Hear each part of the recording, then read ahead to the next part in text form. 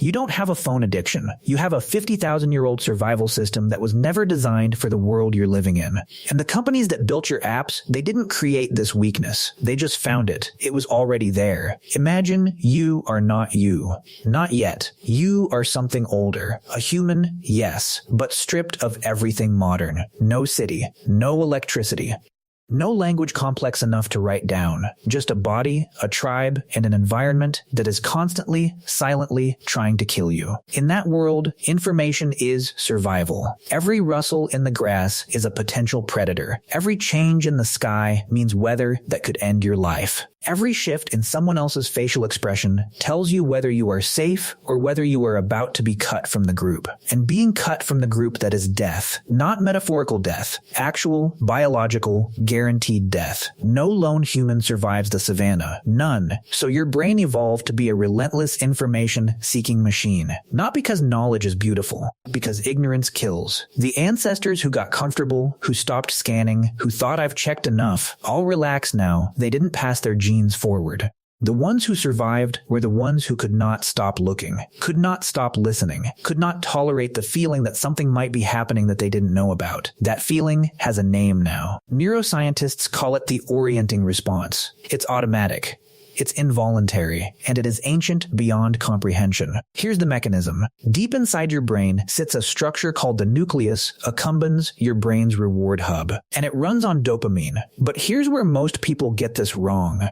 Dopamine is not the chemical of pleasure. It is the chemical of seeking, of anticipation, of the moment just before you find out. Neuroscientist Kent Berridge at the University of Michigan spent years separating the brain's wanting system from its liking system, and what he found was startling. You can remove an animal's ability to feel pleasure entirely, and it will still compulsively seek reward. The seeking never stops even when the satisfaction never comes. That is the engine running inside you every time you reach for your phone. The notification sound, the little red circle, the scroll that might reveal something new. These are not random design choices. They are precision triggers aimed directly at the oldest part of your brain. Variable, reward the uncertainty of not knowing what you'll find is the most powerful dopamine driver known to behavioral science. Slot machines use it. Loot boxes use it. And your social media feed uses it every single second of every single day. But here is where it gets strange.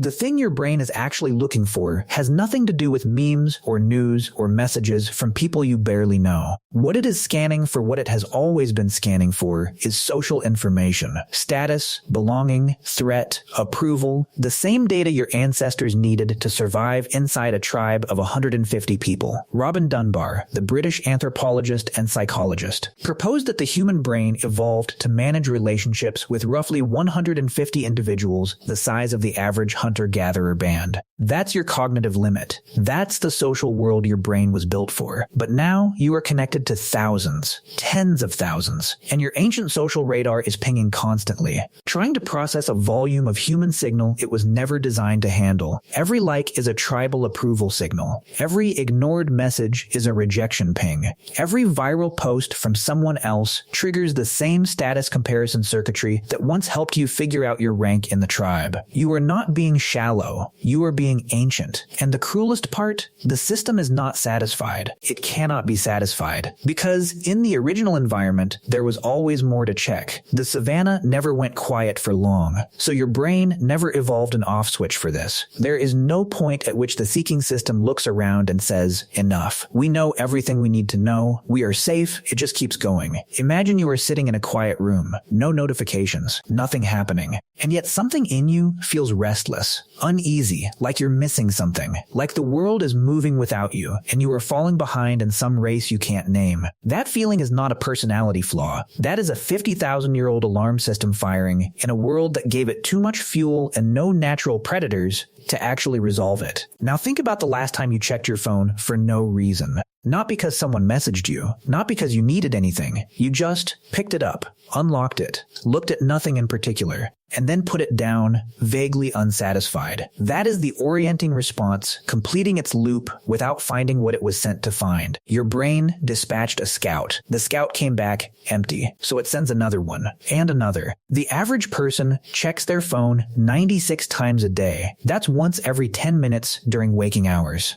Not because the phone is so compelling, because the seeking impulse is that old, that deep, that wired in. And here's something the productivity gurus won't tell you. Willpower does not touch this. This is not a discipline problem.